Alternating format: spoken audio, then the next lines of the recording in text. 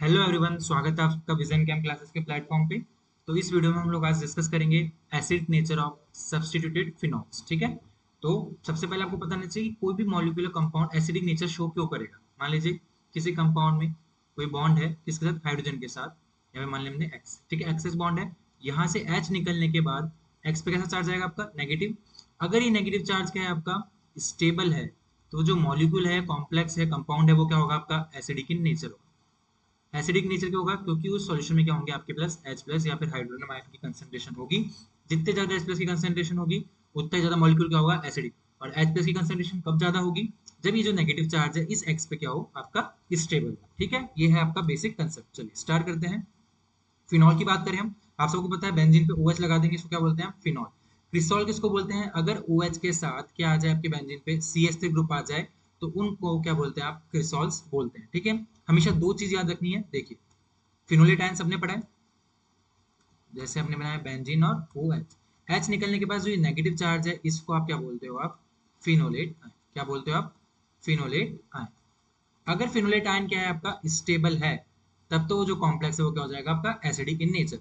अब इस negative charge को कौन स्टेबल करेगा, अगर कोई बेंजीन रिंग पे आप क्या लगा दें, इलेक्ट्रॉन विड्रॉइंग ग्रुप लगा दें। इलेक्ट्रॉन विड्रॉइंग ग्रुप क्या करेंगे, इस बेंजीन की जो इलेक्ट्रॉन डेंसिटी है वो क्या करेंगे, अपनी तरफ खींचेंगे। तो ये नेगेटिव चार्ज भी क्या करेगा आपका, बेंजीन की तरफ अट्रैक्ट होगा, जिसकी वजह से नेगेटिव चार्ज ऑक्सीजन पे क्या हो जाएगा आपका, डिक्रीज हो जाएगा। तो इसकी वापस से H प्लस लेने की टेंडेंसी भी क्या हो जाएगी, डिक्रीज हो जाएगी।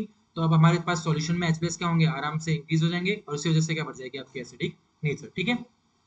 तो देखिए CH3 ग्रुप कैसा है आपका, इलेक्ट्रॉन डोनेटिंग ग्रुप है। इलेक्ट्रॉन डोनेटिंग ग्रुप हमेशा क्या करेंगे, आपका एसिडिटी कम करेंगे। क्यों, क्योंकि क्या करेंगे, बेंजीन पे इलेक्ट्रॉन डेंसिटी इंक्रीज करेंगे, जिसकी वजह से नेगेटिव चार्ज क्या होगा आपका, ऑक्सीजन पे इंक्रीज होगा, और उसकी टेंडेंसी क्या होगी, एच प्लस लेने की बढ़ जाएगी। ठीक है। तो हमेशा इलेक्ट्रॉन डोनेटिंग ग्रुप क्या करेंगे, आपके एसिडिक नेचर को कम करेंगे। तो सबसे एसिडिक नेचर किसका होगा आपका, फिनॉल का। अब हम बात करें ऑर्थो, मेटा और पैराक्रिसॉल की। ठीक है। तो मेटा पोजीशन पे जब भी कोई ग्रुप होगा वो क्या शो करेगा, ओनली आई इफेक्ट, या तो प्लस आई इफेक्ट या फिर माइनस आई इफेक्ट। यहाँ पे मेसोमेरिक इफेक्ट या फिर आप रेजोनेंस इफेक्ट या फिर हाइपर कंजुगेशन शो नहीं होगा। तो ठीक है, CH3 ग्रुप लग गया। ठीक है। अभी क्या क्या शो करता है आपका, एक तो हाइपर कंजुगेशन और एक प्लस आई इफेक्ट। ठीक है, प्लस आई इफेक्ट शो करके साथ में क्या करेगा आपका, प्लस एम लिख लेते हैं यहाँ पे। पैरा पे भी क्या शो करेगा, प्लस एम और प्लस आई।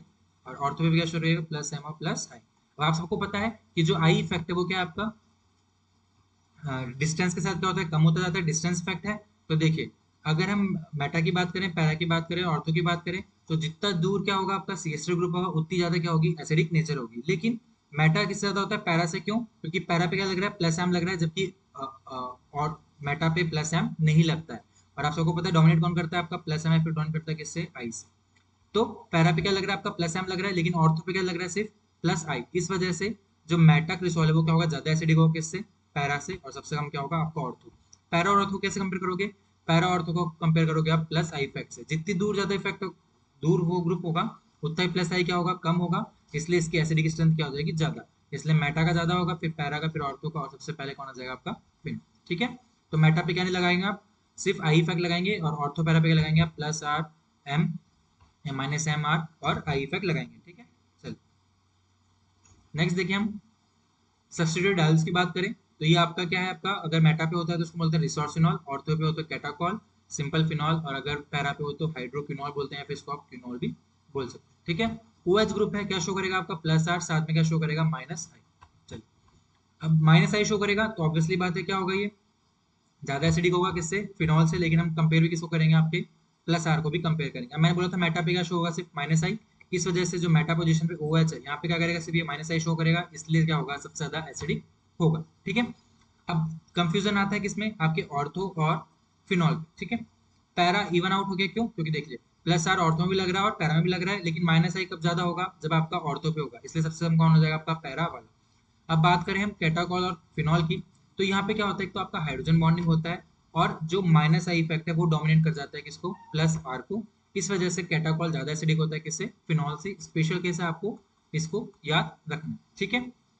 चलिए नाइट्रो की बात करें, आपका NO2 ग्रुप कैसा होता है, इलेक्ट्रॉन विड्रॉइंग ग्रुप, तो वो ज्यादा एसिडिक होगा किससे, फिनॉल से। अब मैंने बोला इलेक्ट्रॉन विड्रॉइंग ग्रुप क्या शो करेगा, ये माइनस आई, साथ में माइनस आर, और माइनस आर किस किस पे शो होगा, आपके पैरा और ऑर्थो पे। तो सबसे ज्यादा कब होगा, पैरा पे, फिर ऑर्थो पे, फिर मेटा पे क्या है, सिर्फ आपको माइनस आई, और सबसे कम किसका हो जाएगा आपका, सिंपल फिनॉल। ठीक है। पैरा ज्यादा होता है किससे, ऑर्थो से। क्यों? क्योंकि ऑर्थो के पास क्या होता है, लिटिल हाइड्रोजन बॉन्डिंग होती है, इसकी वजह से इसका एसिडिक नेचर क्या हो जाता है, कम हो जाता है किससे, पैरा से। तो ये भी इंपॉर्टेंट आपका क्या है, सीक्वेंस है। ठीक है, सेम फॉर क्लोरो, अगर NO2 की जगह क्लोरो आ जाए तो भी क्या रहेगा, आपका सेम सीक्वेंस रहेगा। अगर हम मिथॉक्सी की बात करें तो मिथॉक्सी भी क्या शो करेगा, आपका प्लस आर और साथ में माइनस आई। तो माइनस आई वाला सिर्फ मेटा पे है, तो सबसे ज्यादा किसका हो जाएगा, मेटा पे, फिर फिनॉल का, फिर ऑर्थो वाला और फिर पैरा वाला। क्यों? क्योंकि दोनों प्लस आर शो कर रहे हैं, लेकिन पास में कौन है आपका, माइनस आई, जो कि ऑर्थो पे है, इसलिए ऑर्थोमिथॉक्सीफिनॉल ज्यादा एसिडिक होगा किससे, मेटा से। ठीक है, चलो ये केसेस थे इंडिविजुअल ग्रुप के। अब हम बात करेंगे डिफरेंट डिफरेंट ग्रुप के। NO2 ग्रुप कैसा आपका, इलेक्ट्रॉन विड्रॉइंग ग्रुप है। Cl कैसा है, इलेक्ट्रॉन विड्रॉइंग ग्रुप है। CH3 डोनेटिंग ग्रुप है और OCH3 डोनेटिंग ग्रुप। ठीक है, तो सबसे ज्यादा एसिडिक नेचर किसका होगा, जो इलेक्ट्रॉन विड्रॉइंग ग्रुप होगा, तो NO2, फिर Cl, फिर सिंपल फिनॉल। क्यों? क्योंकि ये शो क्या कर रहे हैं आपके, प्लस आर इफेक्ट शो कर रहे हैं। ये क्या शो कर रहा है, प्लस। CH3 का ज्यादा होगा, क्यों? OCH3 क्यों? क्योंकि ऑक्सीजन के पास क्या आपकी लोन पेयर है जो ज्यादा प्लस आर इफेक्ट शो करता है कंपेरेटिवली टू CH3, इसलिए ऑर्थोक्रिसोल आपका ज्यादा एसिडिक होगा किससे, ऑर्थोमिथॉक्सी फिनॉल से। इंपॉर्टेंट सीक्वेंस है, आपको याद करना। ठीक है, पैरा की बात करें तो पैरा पे भी सेम पोजीशन, सेम सीक्वेंस होगा। क्यों? क्योंकि NO2 और Cl के आपके इलेक्ट्रॉन विड्रॉइंग ग्रुप है, और CH3 को CH3 के आपके इलेक्ट्रॉन डोनेटिंग ग्रुप। ठीक है, ये भी इंपॉर्टेंट सीक्वेंस। अब हम डिफरेंट डिफरेंट की बात करें, एसिडिक ऑर्डर, तो उसमें किसका होता है आपका, कार्बोक्सिलिक एसिड। क्यों? क्योंकि इसके पास क्या होता है, आपके दो ऑक्सीजन एटम होते हैं जो आपके क्या करते हैं, नेगेटिव चार्ज को कैरी करते हैं, इस वजह से। और आपके फिनॉल में क्या होता है, रेजोनेंस भी डिमिनिश होता है, इस वजह से कार्बोक्सिलिक एसिड ज्यादा एसिडिक होगा। फिर कार्बोनिक एसिड, इसका formula H2CO3, then phenol, then methanol, then water, then ethanol. ये तो आपको याद रखना ही इंपॉर्टेंट सीक्वेंस। ठीक है, ये आपका क्या है, आपका पिक्रिक एसिड है, 2,4,6 ट्राइनाइट्रोफिनॉल, सबसे ज्यादा एसिडिक होता है। क्यों? क्योंकि 3 NO2 ग्रुप जुड़े हैं, इसकी वजह से क्या होगा, सबसे ज्यादा एसिडिक होगा। फिर 2,4 डाइनाइट्रोफिनॉल, फिर 4 नाइट्रोफिनॉल, देन आपका 2 नाइट्रोफिनॉल, और फिर सबसे लास्ट में फिनॉल। ठीक है, ये बात करें हम तो साइक्लोहेक्सेन कार्बोक्सिलिक एसिड ज्यादा एसिडिक होगा, फिर फिनॉल होगा, फिर आपका क्या होगा, साइक्लोहेक्सेनॉल। ठीक है, ये भी इंपॉर्टेंट सीक्वेंस।